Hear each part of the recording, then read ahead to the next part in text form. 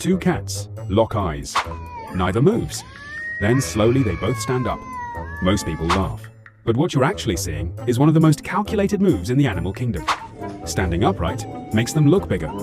In nature, size equals power, and power means your opponent might just walk away. But here's what almost nobody realizes. They don't want to fight. This whole posture, the height, the raised paws, the locked stare, it's not aggression. It's a test. Each cat is reading the other.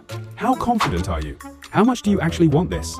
Those raised paws, ready to strike but also ready to block. It's offense and defense at the same time.